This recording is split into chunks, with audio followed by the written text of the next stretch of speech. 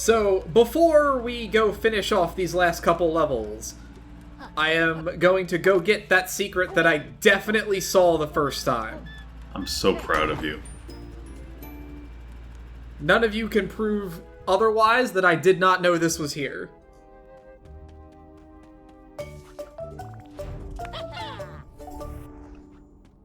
That seems useful, but also probably dangerous. Yeah, I feel like that's more likely to kill you than help you.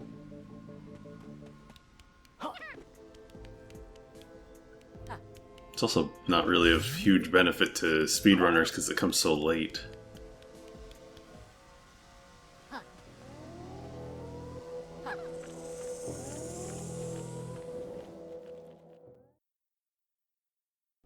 Powered plant. A power plant? Ah, yes. See, you may remember that the last time we were here, everything was turned off, but not anymore.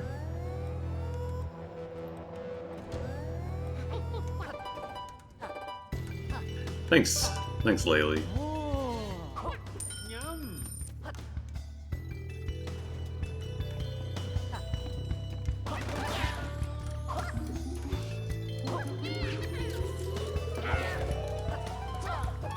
That went better than I thought it was gonna. Do try to have a little bit of faith in me, FP. I'm not that bad at this game. I realized how that sounded as soon as I said it. But yeah, so, previously, this was a water level in which they just didn't turn the water on. Now it's a water level in which all of the water is electrified. So either way, it still just kills you the second you touch it. Well, it's better than another water level.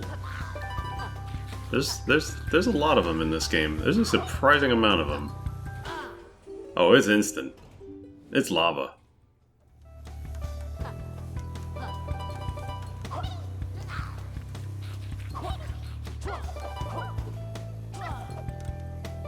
And then the hot gears. I'm still not entirely sure how that works, but you know, whatever. They're hot gears. We roll with it.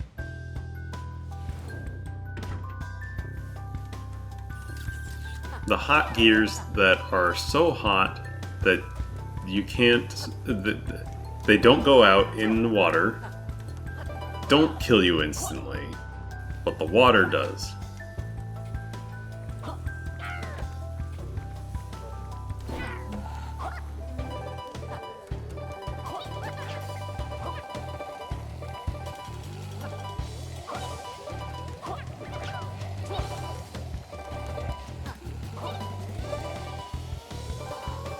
Man, that guy had a lot to spit out. It's a lot of quills. If only the quills meant anything. Yeah, like... They haven't really meant anything for a while, have they? I don't even remember, like... I guess you use them a little bit for paying people for things, but, like... I don't know, I guess it's the end of the game. It's not like the bear coins had much use after a while. I mean, at least the bear coins had an immediate and obvious sunk cost in that you had to buy like fucking 50 of them. Like, you know, to get the mirror for the guy who has the code. So... Yeah.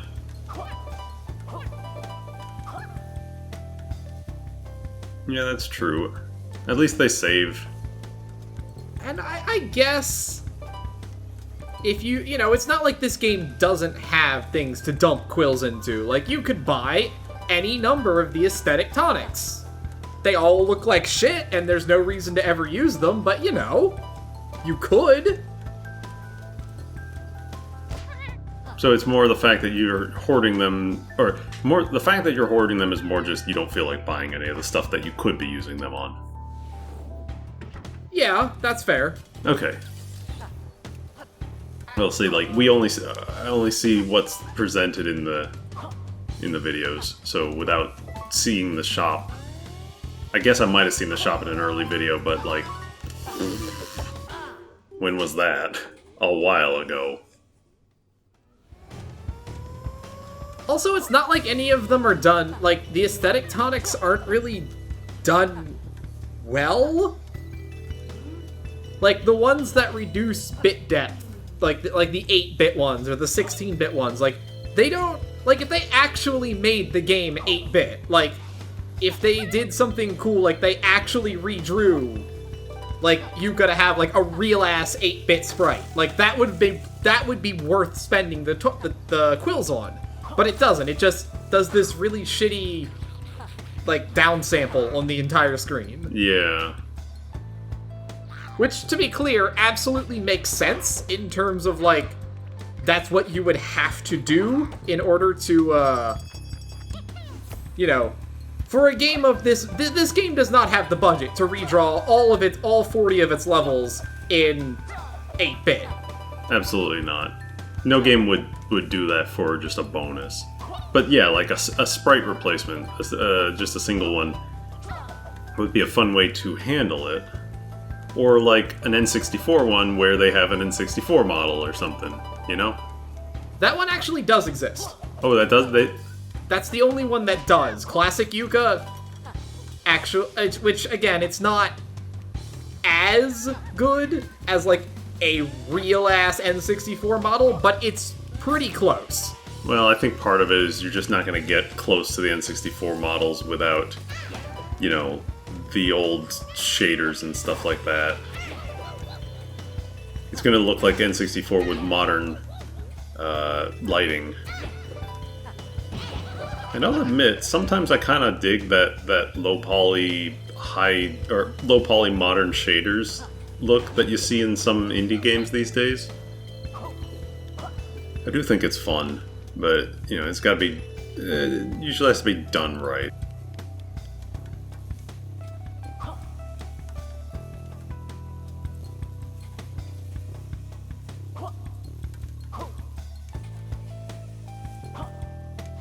A lot of games are including those kinds of, you know, those kind of screen filters as options or bonuses. Like, I finished up Ratchet & Clank Rift Apart, and some of the bonuses are, in fact, just screen rewards. That kind of stuff. That's a jump. It is a jump. I almost thought, like, when I was playing, I was like, there's no way they actually expect me to do this. And yes, they absolutely do. Wow.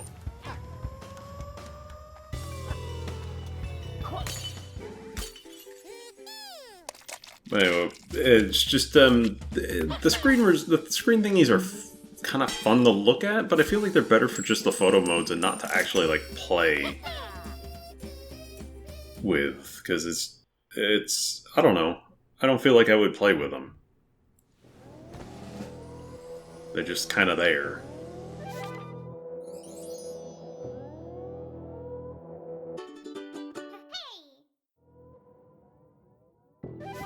I think that's a pretty fair judgment on the on these things, because like I said, I mean, if you really want to check out the first half of the LP, you can see what this game's version of them looks like, and they're not great. They're not great. Yeah, they're just not normally like the sort of thing you'd want to play with. Especially because, like I said, because they're not done well. Like the 4.3 one does not, like, actually render the game in 4.3. What it does is it takes the 16:9 image and it cuts off the sides to make it look 4.3. Mm-hmm.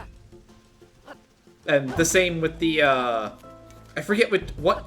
There's an ultra-wide one, I think. Which just chops the top? Yeah, it just chops the top and bottom. Hmm.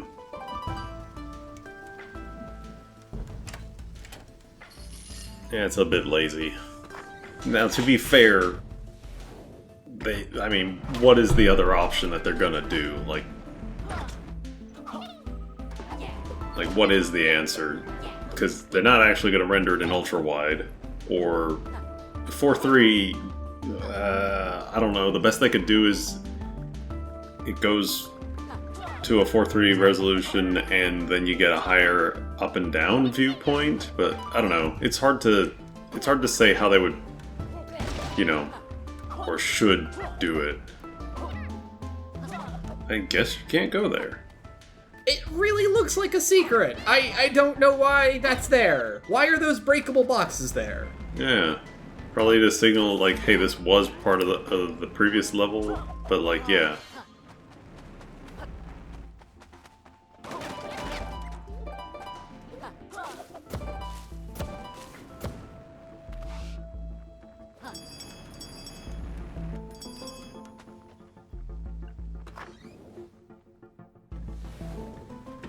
So this level makes me paranoid because every single time I find one of these bonus areas, I feel like I accidentally went the right way. Hmm. And then like halfway through it, I'm like, oh, there's a Twit coin. Actually, this was right. I think I remarked that this level is kind of odd, because if I remember right, this one's the one that kind of has like a lot of just like discrete pieces to it. It's just like a lot of doors and small rooms and things.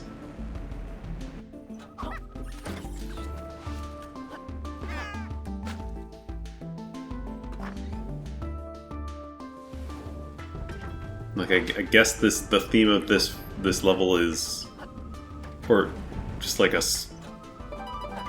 don't know, I'm trying to, I guess it's the factory smoke or something?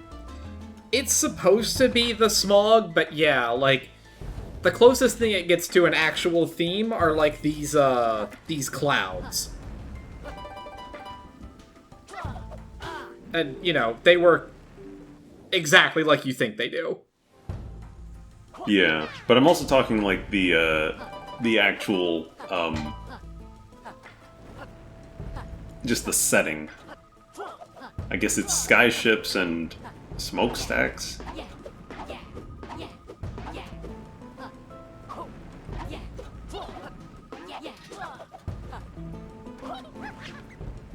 Really didn't want to go on this platform. I didn't even notice that platform was there at first.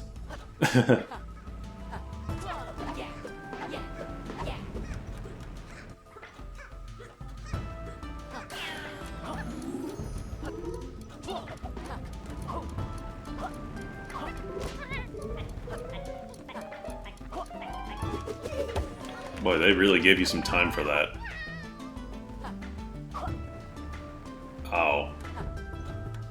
You can't do that air spin without Layla, can you? No. Nope, you can't. And I was trying to go back down there and get Laylee from the bell, and, well, you saw how that went.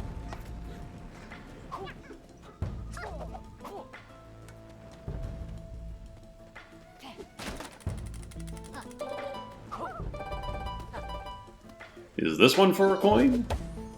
Nope. Yeah, again, that's one that really feels like it should be, and, nope, 10 quills. Yeah.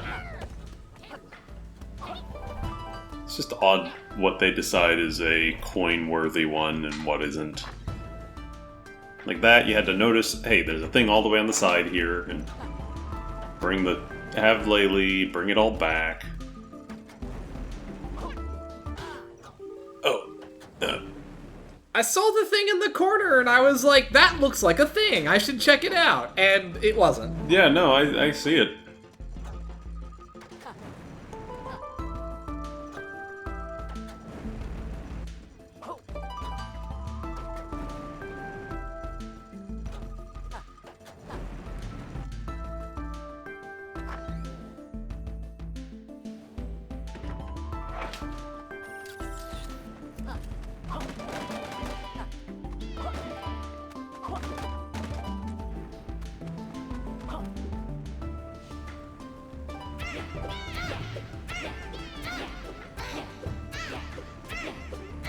We don't need any of these quills.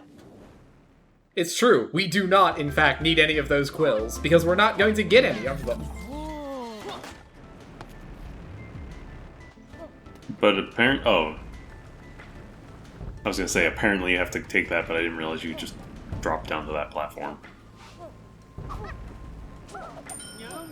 Oh, so that would... Again, that jump underneath seems like it should have been for the coin.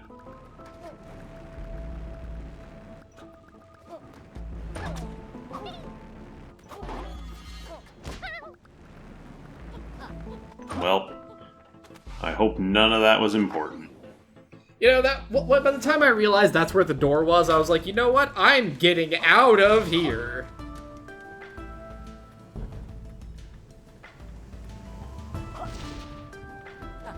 And it's not particularly great at telling you, like, hey, this is the way you should go. And this is the bonus. Like, why wasn't this bonus room hidden behind an explosive block? You would think, right? Why else give you the bomb? But no. It's just behind that door.